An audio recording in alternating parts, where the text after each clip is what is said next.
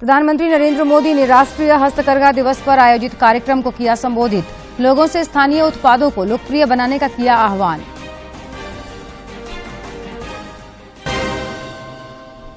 बोकारो के चंद्रपुरा में मुख्यमंत्री ने करीब 293 करोड़ की 62 योजनाओं का किया शिलान्यास और उद्घाटन। 117 करोड़ की परिसंपत्तियों का भी हुआ वितरण। खूंटी में नक्सलियों के खिलाफ पुलिस को सफलता। पुलिस और सीआरपीएफ की संयुक्त टीम ने पीएलएफआई के 5 नक्सलियों को हथियार के साथ किया गिरफ्तार।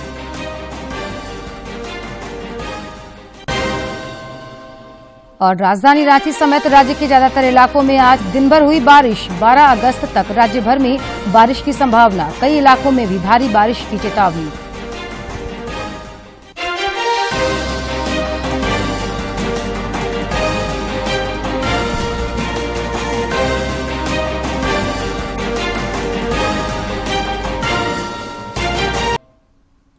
नमस्कार, खबरें झारखंड में आपका स्वागत है। मैं हूं जयलक्ष्मी और अब समाचार विस्तार से।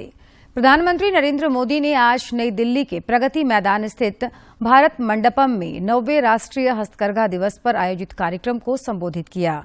इस दौरान प्रधानमंत्री ने कहा कि कपड़ा क्षेत्र में जो योजनाएं शुरू की गई हैं वह बुनकरों और कारीगरों को न्याय दिलाती हैं। उन्होंने लोगों से स्थानीय उत्पादों को लोकप्रिय बनाने का आह्वान भी किया।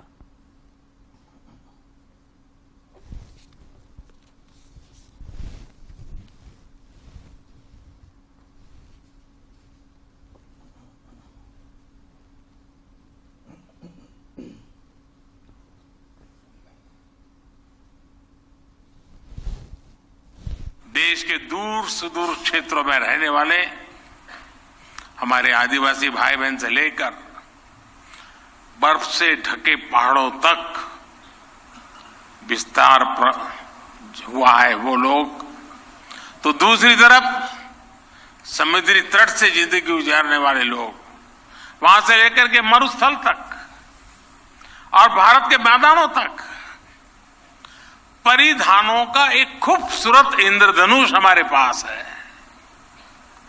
और मैंने एक बार आग्रह किया था कि कपड़ों की जो हमारी ये विविधता है उसको सूचीबद्ध किया जाए। 2014 के बाद से हमारी सरकार इस स्थिति और इस सोच को बदलने में जुटी है। मुझे याद है मन की बात कार्यक्रम के शुरुआती दिनों में ही मैंने देश से खादी का कोई ना कोई सामान खरीदने का निवेदन किया था। उसका क्या नतीजा निकला, इसके हम सभी साक्षी हैं। पिछले 9 वर्षों में खादी के उत्पादन में 3 गुना से अधिक की वृद्धि हुई है। खादी के कपड़ों की बिक्री भी 5 गुना से अधिक बढ़ गई है। प्रधानमंत्री ने मिलेटस पर जोर देते हुए कहा कि मिलेटस से हस्तकरघा के प्रोडक्ट को दुनिया के कोने कोने में पहुंचाया जा रहा है।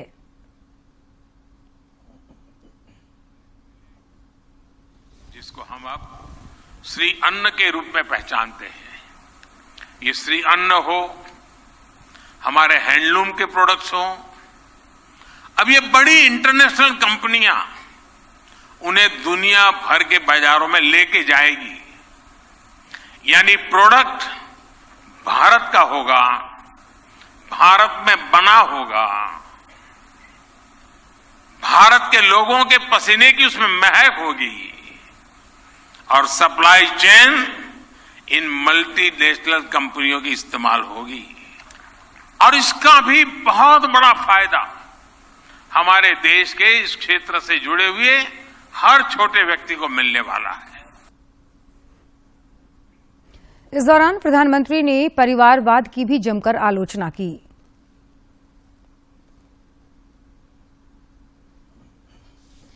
आज हमारे सामने विकसित भारत निर्माण का स्वप्न है, संकल्प है। इस संकल्प के सामने कुछ बुराइयां रोड़ा बनी हुई है। इसलिए आज भारत एक सुर में इन बुराइयों को कह रहा है, क्विट इंडिया। आज भारत कह रहा है करप्शन, क्विट इंडिया। आज भारत कह रहा है डायनेस्टी, क्विट इंडिया। यानी परिवारवाद, इंडिया छोड़ो। आज भारत कह रहा है अपीजमेंट, क्विट इंडिया, यानी तुष्टीकरण, इंडिया छोड़ो। इंडिया में समाई ये बुराइयां देश के लिए बहुत बड़ा खतरा है, देश के लिए बहुत बड़ी चुनौती भी है। मणिपुर हिंसा और अन्य मुद्दों पर संसद के दोनों सदनों में आज भी गतिरोध बना रहा, जिसके कारण संसद के दोनों सदनों की कार्यवाही कई बार स्थगित करनी पड़ी। राज्यसभा में जब सदन की कार्यवाही शुरू हुई तो विपक्षी सदस्यों ने मणिपुर के मुद्दे पर चर्चा की, अपनी मांग दोहराई।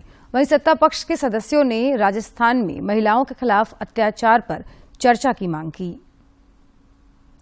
लोकसभा में शोर शराबे के बीच ही डिजिटल व्यक्तिगत डाटा संरक्षण विधेयक पारित हो गया। इस बिल पर चर्चा के दौरान रांची के सांसद संजय सेठ ने भी अपनी बात रखी। श्री सेठ ने कहा कि भारत जैसे जैसे डिजिटल हुआ, हमारी समस्या बढ़ती गई। विशेष रूप से डाटा का संरक्षण और डाटा का दुरुपयोग दोनों की संभावनाएं बढ़ी। उन्होंने कहा कि मोदी है तो मुमकिन है और यह डाटा प्रोटेक्शन बिल उसी का परिणाम है।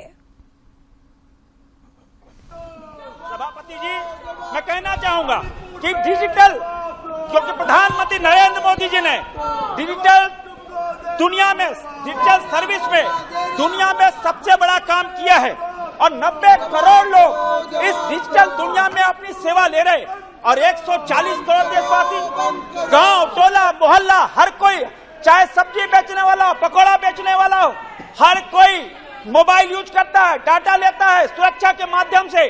और हम कह सकते हैं कि मोदी है तो मुमकिन है, मोदी है तो हर व्यक्ति की चिंता करने वाला मोदी है और हर व्यक्ति के प्रति चिंतन का परिणाम यह विधेयक है।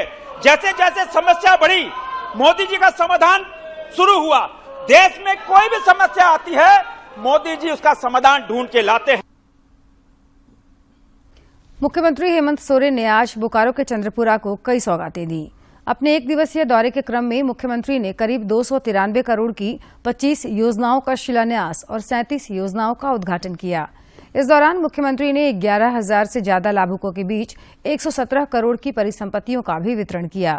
मौके पर पेयजल एवं स्वच्छता मंत्री मिथिलेश ठाकुर, उत्पाद एवं मद्य निषेध मंत्री बेबी देवी समेत कई जनप्रतिनिधि मौजूद थे। इस दौरान लोगों को संबोधित करते हुए मुख्यमंत्री ने राज्य में सड़क निर्माण पर संतोष व्यक्त किया। उन्होंने कहा कि कम वर्षापात ने एक बार फिर हम सबों की चिंता बढ़ा दी है और हमें पिछले वर्ष केंद्र से सुखाड़ को लेकर केंद्र से जो मदद मिलनी चाहिए थी वो नहीं मिल सकी।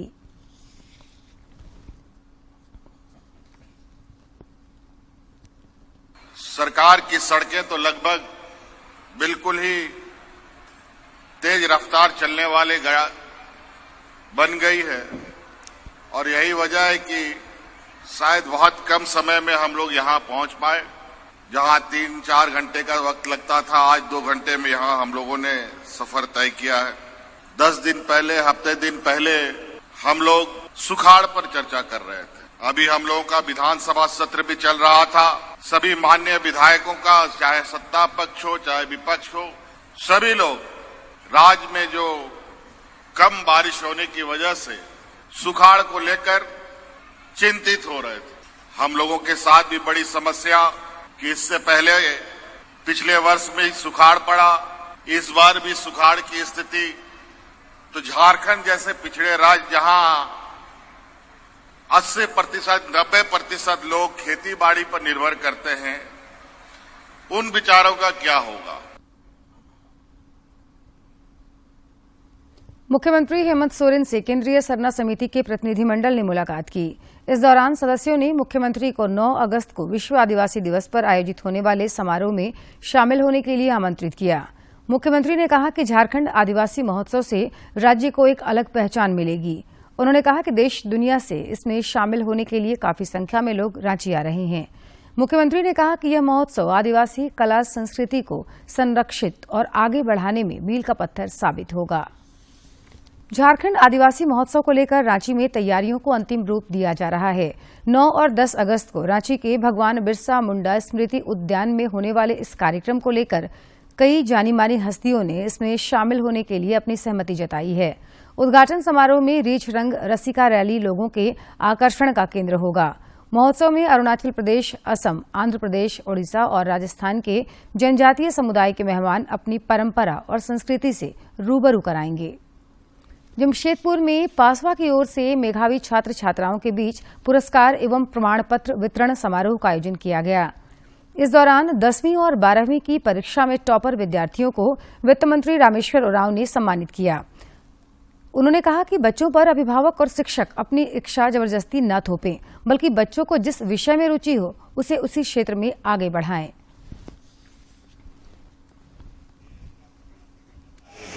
बहुत उदाहरण नहीं जाऊंगा मैं, लेकिन ये है और छात्रों के आदर्श भी होते हैं।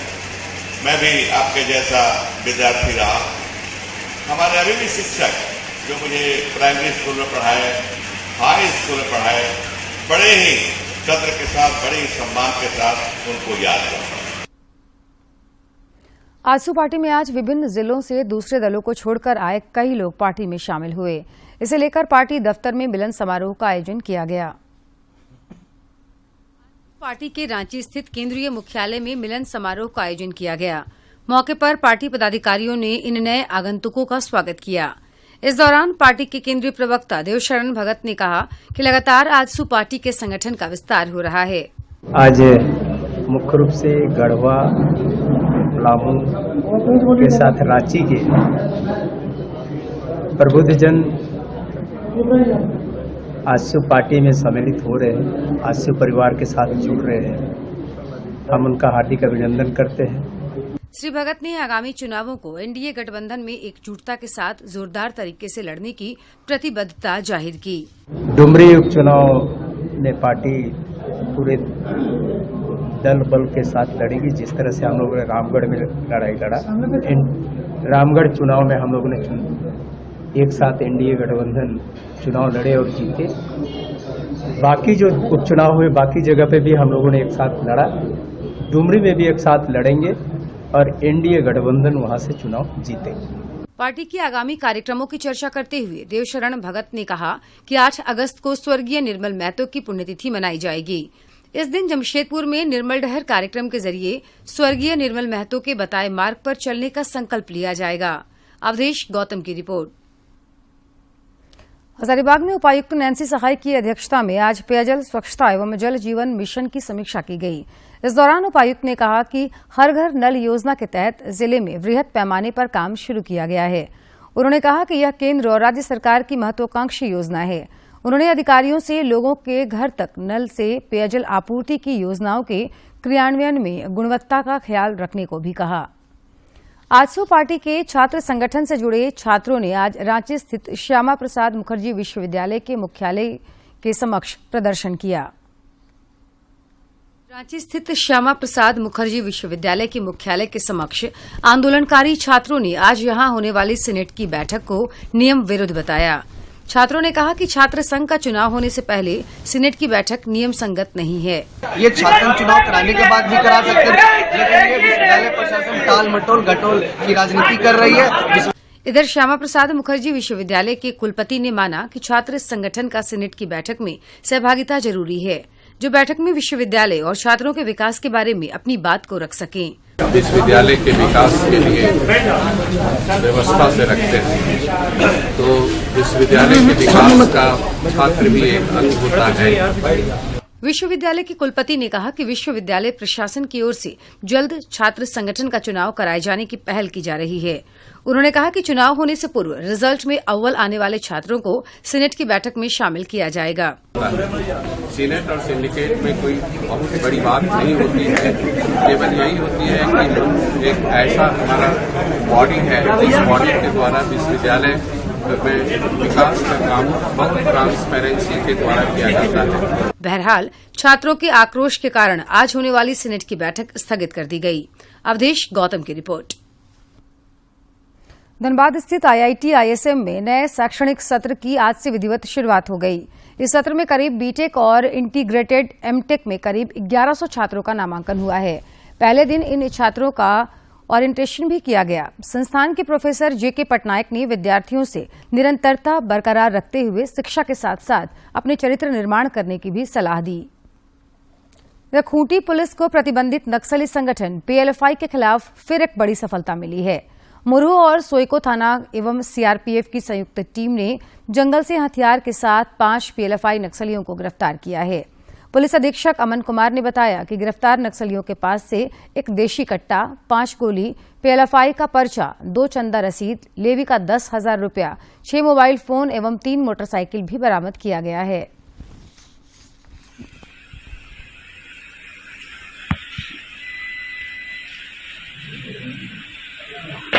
लगाइए रहे आप ही के लिए नहीं, इसी को लीजिए।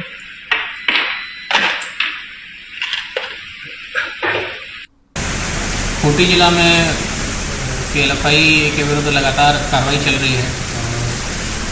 6/8/2023 को गुप्त सूचना के आधार पर लंबू का जो दस्ता है, रेलवे कमांडर जो है टीरा बोदरा और राडुन बोदरा और लंबू, उसकी सूचना मिली थी कि वो अपने सदस्यों के साथ मुरहू थाना क्षेत्र में जो विकास कार्य चल रहे हैं उनके ठेकेदारों से और हाट बाजार में जो लोग रहते हैं सदस्य, उनसे पैसा वसूलने के लिए और अपने संगठन के विस्तार के लिए इस क्षेत्र में मूवमेंट किया। गिरिडीह जिले की पुलिस का आर्थिक अपराधियों के विरुद्ध अभियान जारी है। NGT द्वारा बरसात में 4 माह तक नदियों से बालू उठाव पर रोक होने के बावजूद जिले में नदियों से बालू का खनन जारी है। गिरिडीह के पुलिस अधीक्षक दीपक कुमार शर्मा ने बालू खनन पर रोक लगाने का आदेश दिया है। इस आदेश के बाद जिले के विभिन्न थाना क्षेत्रों में छापेमारी कर 14 ट्रैक्टर बालू जब्त किया गया है। उन्होंने बताया कि छापेमारी के क्रम में 2.5 टन कोयला बिरनी में जब्त किया गया है।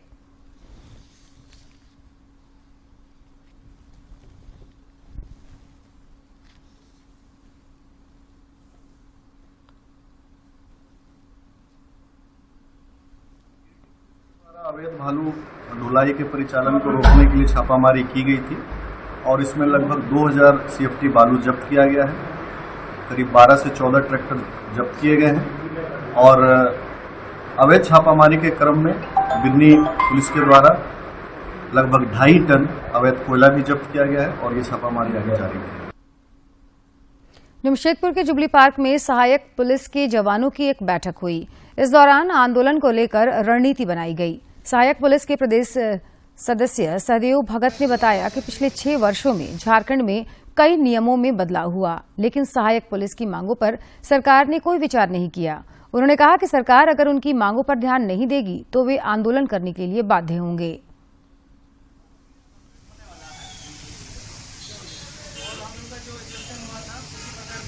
तो अभी हम लोग को यही चिंता सता रही है कि अगर हम लोग का एक्सटेंशन समाप्त कर देती है सरकार तो फिर हम लोग बेरोजगार हो जाएंगे।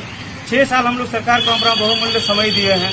अगर अभी सरकार हम लोग को हटा देती है तो फिर हम लोग का लाइफ का क्या होगा, हम लोग का परिवार कहाँ चल जाएंगे, परिवार क्या खाएंगे, इस पर अभी लोग चिंता सता रही है। तो सरकार से हम यही मांग करते हैं, जो भी हम लोग का 8 सूत्रीय मांगों पर विचार करते हुए 1 सप्ताह के अंदर हमारी मांगों को माना जाए, अन्यथा हम लोग पुनः आंदोलन पे बाध्य होंगे। जो भी संवैधानिक तरीके से अपने मांगों को सरकार के समक्ष रखेंगे।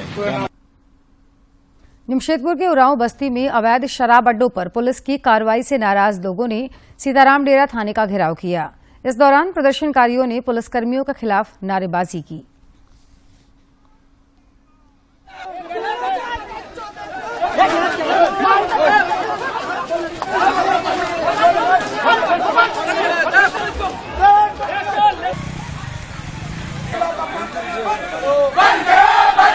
जैसा कि आप जानते हैं कि सीताराम उरांव बस्ती में अवैध शराब के धंधा के कारोबार पर अभियान चलाया जा रहा है।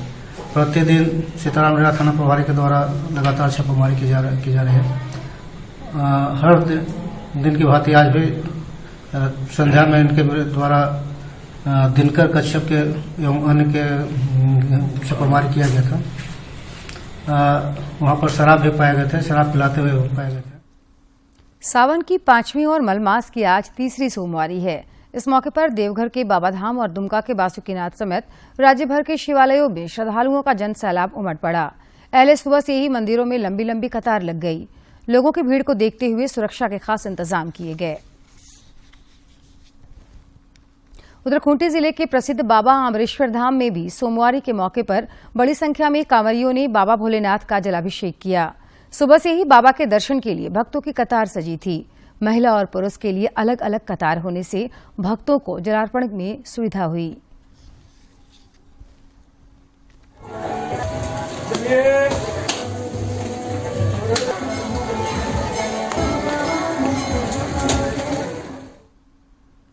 और अब कुछ खबर राज्य के विभिन्न जिलों से।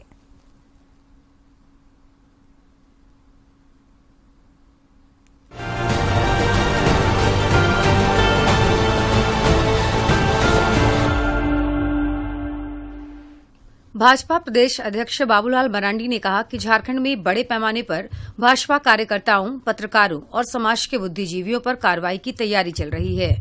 ट्वीट कर उन्होंने कहा कि भाजपा कार्यकर्ताओं और मीडिया कर्मियों को सतर्क रहने की जरूरत है। राज्य के अल्पसंख्यक कल्याण मंत्री हफीजुल हसन ने गांडेय विधानसभा क्षेत्र अंतर्गत मनाकडीहा में मदरसा जामिया इस्लामिया यूसुफिया में पहुंचकर मदरसे में पढ़ रहे बच्चों की तालीम के बारे में जानकारी ली। इस दौरान उन्होंने बच्चों से मिलकर उनसे बातचीत भी की। भारतीय जनतंत्र मोर्चा ने अपनी कोर कमेटी का गठन कर दिया है। कोर कमेटी में कुल 10 लोग शामिल किए गए हैं। कोर कमेटी की पहली बैठक आगामी 12 अगस्त को जमशेदपुर में आयोजित की जाएगी। यह जानकारी मोर्चा के केंद्रीय अध्यक्ष धर्मेंद्र तिवारी ने एक प्रेस विज्ञप्ति में दी। राजधानी रांची की मुक्ति संस्था के द्वारा रविवार को जुमार नदी के तट पर 21 अज्ञात शवों का पूरे विधि विधान से अंतिम संस्कार किया गया। मुक्ति संस्था के सदस्यों ने रिम्स के मार्चरी से अज्ञात शवों को पैक कर जुमार नदी के तट पर ले गए। मुक्ति संस्था द्वारा अब तक कुल 1588 अज्ञात शवों का अंतिम संस्कार किया गया है। पूर्वी सिंहभूम के उपायुक्त मंजूनाथ भंजत्री ने बरहागोड़ा के सामुदायिक अस्पताल का निरीक्षण किया।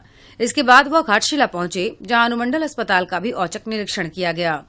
उपायुक्त ने अस्पताल परिसर में बने नालियों को स्लैब से ढकने तथा सीढ़ियों पर रेलिंग बनाने के निर्देश दिए, ताकि मरीजों की सुरक्षा सुनिश्चित की जा सके। जैक ने पारद शिक्षकों की आकलन परीक्षा का OMR सीट जारी कर दिया है। परीक्षा में लगभग 40,000 से अधिक शिक्षक शामिल हुए थे। जैक द्वारा इस संबंध में जारी पत्र में कहा गया कि परीक्षा की स्वच्छता व निष्पक्षता को देखते हुए शामिल सभी परीक्षार्थियों का OMR शीट जैक के वेबसाइट पर जारी कर दिया गया है। राज्यपाल CP राधाकृष्णन 10 अगस्त को बरहागोड़ा स्थित TPS DAV पब्लिक स्कूल के कार्यक्रम में शामिल होंगे। राज्यपाल के प्रस्तावित कार्यक्रम को लेकर उपायुक्त मंजूनाथ भंजत्री ने कार्यक्रम स्थल का निरीक्षण कर आवश्यक दिशा निर्देश दिए। एक आभूषण दुकान में अपराधियों ने कल दिन दहाड़े लूटकांड की घटना को अंजाम दिया। अपराधी यहां लाखों के आभूषण लूटकर फरार हो गए। बताया जा रहा है कि सुबह करीब 11 बजे 3 अपराधियों ने ज्वेलरी दुकान में प्रवेश करते हुए इस घटना को अंजाम दिया। अखिल भारतीय विद्यार्थी परिषद के कार्यकर्ताओं ने प्रतियोगी परीक्षा विधेयक के खिलाफ धनबाद जिले के रणधीर वर्मा चौक पर मुख्यमंत्री हेमंत सोरेन का पुतला दहन किया। पुतला दहन का नेतृत्व धनबाद महानगर मंत्री किशोर झा ने की। हजारीबाग के चरही घाटी में टमाटर लदे एक पिकअप वाहन के पलट जाने से वहां टमाटर लूटने के लिए भीड़ लग गई। लोग अपनी अपनी टोकरी लेकर वहां पहुंच गए और भर भर टोकरी टमाटर ले गए।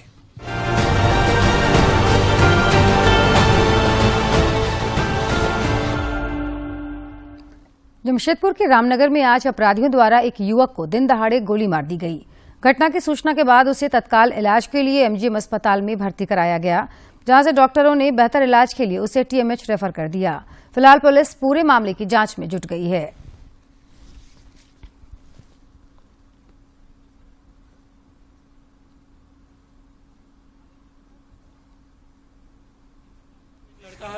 वही कुछ वैसा वैसे कल हम लोग गाली दे गया था, तो उसकी मम्मी लोग बात करी तो हम लोग गए, बस तो वैसा वैसे हुआ। विक्रांत और विपुल सिंह आके गोली चला दिया था। बीच में पहले भी मैटर हुआ था उससे, ठीक है। तो हम लोग दारू माफिया है। हाँ, दारू मतलब और हम लोग उधर गए थे उलझी में केस करने के लिए, तो लिया नहीं था। केस उसने लेता, नाम क्या है? केस नहीं लेता। जिसको गोली लगा उसका नाम मनीष यादव। अच्छा। राज्य में मानसून की सक्रियता बरकरार है और इस वजह से राजधानी रांची समेत राज्य के ज्यादातर इलाकों में रुक रुक कर बारिश हो रही है। आज भी कई जगहों पर मूसलाधार बारिश दर्ज की गई। मौसम विज्ञान केंद्र ने अपने पूर्वानुमान में कहा कि आज और कल राज्य के कई इलाकों में भी मूसलाधार बारिश होगी। इसे लेकर अलर्ट भी जारी किया गया है। मौसम विज्ञान केंद्र ने बताया कि राज्य में 12 अगस्त तक राज्य भर में बारिश की संभावना है। और अब एक नजर डालते हैं प्रमुख शहरों के आज के तापमान पर। राजधानी रांची का अधिकतम तापमान 25.6 और न्यूनतम 23.4 डिग्री सेल्सियस रिकॉर्ड किया गया। जमशेदपुर का अधिकतम तापमान 28.3 और न्यूनतम 25.2 तथा डाल्टनगंज का अधिकतम तापमान 28 और न्यूनतम तापमान 25 डिग्री सेल्सियस रिकॉर्ड किया गया। रांची जिला योगासन स्पोर्ट्स एसोसिएशन द्वारा 26 और 27 अगस्त को जिला स्तरीय चैंपियनशिप का आयोजन होगा। चैंपियनशिप को सफल बनाने के लिए आज एक विशेष बैठक हुई। योगासन स्पोर्ट्स चैंपियनशिप के लिए संगठन के सदस्यों को अलग अलग दायित्व दिया गया है। रांची सहित देश में दूरदर्शन के विभिन्न प्रादेशिक समाचार एकांश में कुल 215 पदों पर भर्ती की प्रक्रिया शुरू हुई है। रांची के लिए वरीय संवाददाता, एंकर सह संवाददाता, bulletin editor, copy editor, broadcast executive, video post production assistant, videographer, packaging सहायक, कंटेंट एग्जीक्यूटिव के पद ऑनलाइन आवेदन आमंत्रित किए गए हैं। अधिक जानकारी वेबसाइट से प्राप्त की जा सकती है। और अब एक नजर डालते हैं आज के इतिहास पर।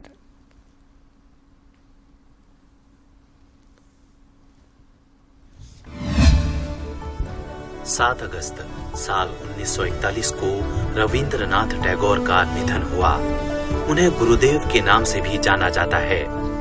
गुरुदेव विश्वविख्यात कवि, साहित्यकार, नाटककार, संगीतकार और दार्शनिक थे। वे सच्चे देशभक्त थे। वे एकमात्र कवि हैं जिनकी 2 रचनाएं 2 देशों का राष्ट्रगान बनी। भारत का राष्ट्रगान जन गण मन अधिनायक और बांग्लादेश का राष्ट्रगान आमार सोनार बांग्ला गुरुदेव की ही रचनाएं हैं। रविंद्र संगीत बांग्ला संस्कृति का अभिन्न अंग है। टैगोर के संगीत को उनके साहित्य से अलग नहीं किया जा सकता। यही वजह है कि उनकी अधिकतर रचनाएं अब उनके गीतों में शामिल हो चुकी हैं।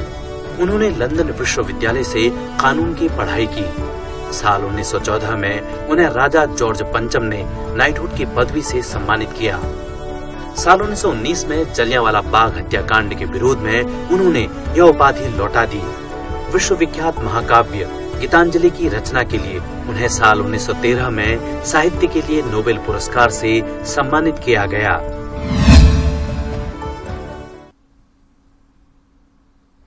दूरदर्शन झारखंड पर पल पल की खबरों से जुड़े रहने के लिए आप हमारे social media platform Twitter, Facebook और यूट्यूब से जुड़ सकते हैं, क्योंकि खबरों से जितना बाखबर रहना जरूरी है, उससे ज्यादा जरूरी है सटीक, संतुलित और निष्पक्ष समाचार।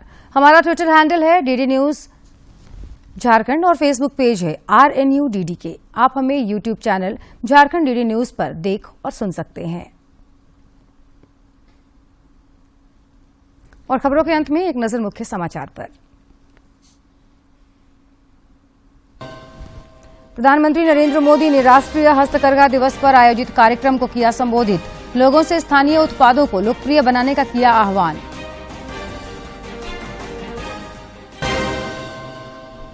बोकारो के चंद्रपुरा में मुख्यमंत्री ने करीब 293 करोड़ की 62 योजनाओं का किया शिलान्यास और उद्घाटन। 117 करोड़ की परिसंपत्तियों का भी हुआ वितरण। खूंटी में नक्सलियों के खिलाफ पुलिस को सफलता। पुलिस और CRPF की संयुक्त टीम ने PLFI के 5 नक्सलियों को हथियार के साथ किया गिरफ्तार।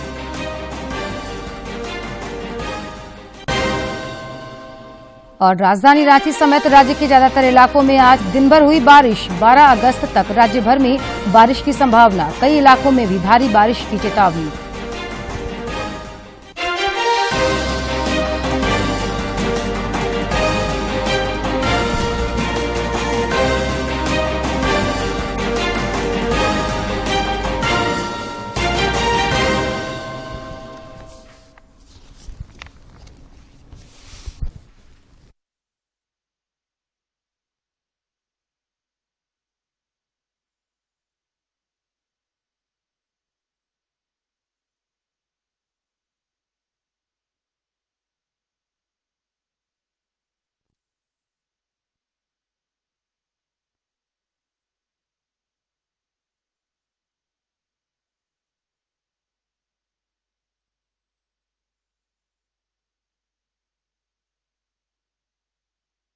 हम भी कितने बुद्धू हैं ना।